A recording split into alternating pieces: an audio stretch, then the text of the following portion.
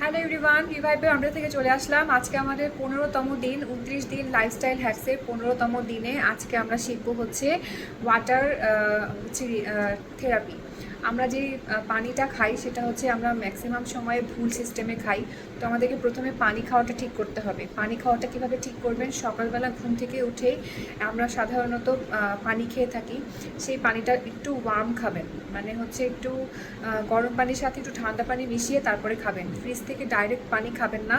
আর যেটা হচ্ছে আমরা লাঞ্চের পরে যখন মাঝে মাঝে আমরা কোল্ড ড্রিঙ্ক খাই কিংবা হচ্ছে ঠান্ডা পানি খাই, তো এই লাঞ্চের সাথে সাথে যখন আমরা এই ঠান্ডা পানিটা খাই তখন এটা আমাদের ডাইজেশনে প্রচণ্ড সমস্যা তৈরি করে। চেষ্টা করবেন একদম রুম টেম্পারেচারে পানি খেতে, অথবা যদি পারেন তাহলে একটু ওয়ার্ম ওয়াটার খাবেন। ওয়ার্ম ওয়াটারের সাথে একটু জিরা মিক্স করতে পারেন, একটু হচ্ছে লেবু মিক্স করতে পারেন, তাহলে এটা ডাইজেশনের জন্য খুব ভালো হবে। জিরা লেবু আপনার হচ্ছে হজমে সহায়তা করবে। আর এটা হচ্ছে আপনার হজমে যে বাধাটা, যে অ্যাসিডিটির প্রবলেমটা, এটা সমাধান করবে। আমাদের এখন ম্যাক্সিমাম মানুষের সমস্যা হচ্ছে অ্যাসিডিটি। তো এই অ্যাসিডিটিটা হয়ই হচ্ছে আমরা হচ্ছে কম পানি খাই, দুশ্চিন্তা বেশি করি, কম ঘুমাই, এবং হচ্ছে আমরা ঠান্ডা পানি, কোল্ড ড্রিঙ্কস এগুলো বেশি খাই। এই জন্য কোল্ড ড্রিঙ্কসটা একদমই অ্যাভয়েড করার চেষ্টা করবেন। মানে সপ্তাহে যেন না খাওয়া যায় সেটাই ভালো। যদি খেতেও হয় খুবই অল্প পরিমাণে খাবেন এবং খুবই নিয়মিত, মানে পরিমিত মাত্রায় খাবেন। কারণ হচ্ছে আমি কখনোই বলবো না যে আমাদের যে আয়ুর্বেদিক যে জার্নিটা আছে 29 ডেজের, এই 29 ডেজের মধ্যে আপনারা কোল্ড ড্রিঙ্ক অথবা রেড মিট খান। 15তম দিনে আমি শেখাবো কীভাবে হচ্ছে আপনাদের পানি গ্রহণ করবেন। পানি গ্রহণটা করবেন হচ্ছে খাওয়ার আধা ঘন্টা আগে পানি খেয়ে নেবেন। খাওয়ার পরে সাথে সাথে পানি খাবেন না, এবং খাওয়ার সময়ই পানি খাবেন না। তারপরে খাওয়ার আধা ঘন্টা পরে আবার পানি খাবেন। তো এই রুটিনটা ফলো করবেন, তাহলে আমরা যে পানিটা খাই, আমাদের যে ওয়াটার রিটেনশন, এটা ঠিক থাকবে। অতিরিক্ত পানি খাবেন না। 3 থেকে 4 লিটার পানি আমাদের শরীরে দরকার রোজ। তো এইটুকু খেলেই হবে।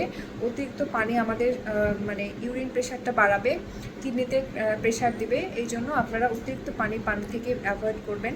আর যারা এসি রুমে থাকেন তারা অবশ্যই বেশি পানি পান করবেন, কারণ এসির যে শুষ্কতা সেটা আপনাদের স্কিনে এফেক্ট করবে, আপনাদের স্কিন ডাল হয়ে যাবে। তো যদি আপনাদের স্কিনটাকে গ্লোয়িং রাখতে চান, আপনাদের যে হচ্ছে আপনার বডি ফিটনেসটাকে ঠিক রাখতে চান, তাহলে অবশ্যই পানি পানটা আপনাদের জন্য গুরুত্বপূর্ণ।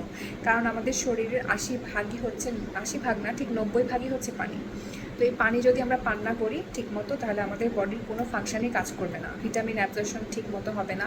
এই জন্য আপনারা আয়ুর্বেদিক সিস্টেমে পানি পান করুন। এবং যারা পানি পান করেন না, ভুলে যান, তারা হচ্ছে মোবাইলে রিমাইন্ডার দিয়ে রাখুন, অথবা একটা গ্লাস নিয়ে সেখানে হচ্ছে মার্ক করে রাখুন, বটলে মার্ক করে রাখুন যে এই পর্যন্ত পানি আপনি খেয়েছেন, আবার হচ্ছে বটলটা রিফিল করুন। তো সুন্দর পানির বটল যদি আপনারা কিনতে পারেন তাহলে সেটা আরও ভালো হয়। এই সুন্দর পানির বোতলের জন্যই হচ্ছে আপনারা পানি বেশি পান করবেন।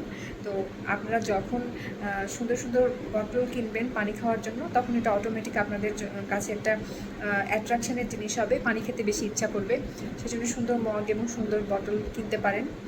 আমি প্রেফার করব যে তামার বটল কেনেন। তামার বটল পানির জন্য খুব ভালো। তামার বটলে পানি হচ্ছে খুব ভালো থাকে। তো আপনারা তামার জিনিসটা যদি ব্যবহার করতে পারেন তাহলে এটা খুব ভালো। আমাদের খুব আগের যারা অতীতের যারা আয়ুর্বেদ চিকিৎসকরা ছিলেন, তারা পানির পাত্রটা হয় মাটির রাখতে বলতেন, অথবা তামার পাত্রতে পানি খেতেন। প্লাস্টিকের বোতলটা অ্যাভয়েড করার চেষ্টা করুন, প্লাস্টিকের বোতল আসলে ভালো না। এই জন্য আপনারা যে পানিটা পান করেন সেটা যেন প্রপারলি হয়। আর রিভাইভে অমৃতার সাথেই থাকবেন। আমাদের যে 29 ডেজের লাইফস্টাইল হ্যাক্স আছে, এটা হচ্ছে প্রপারলি ফলো করবেন, তাহলে হচ্ছে আপনাদের যে কমপ্লেনগুলো কিংবা আপনারা যেটা শিখতে পারছিলেন না, এবং যদি আমাদের কোর্সে এনরোল করেন তাহলে আমরা আরও ডিটেলসে শিখাবো। এই জন্য আমাদের কোর্সে এনরোল করতে হবে, কারণ ছোটো ছোটো ভিডিওর মাধ্যমে আসলে পুরো ক্লাসটা নেওয়া যায় না। আমাদের ক্লাস মোটামুটি 40 মিনিটসের থাকে। 40 মিনিটসের ক্লাস নেওয়ার জন্য আমাদের অবশ্যই কোর্সে এনরোল করতে হবে। ধন্যবাদ। আমাদের রিভাইভে আমাদের সাথেই থাকবেন। ধন্যবাদ।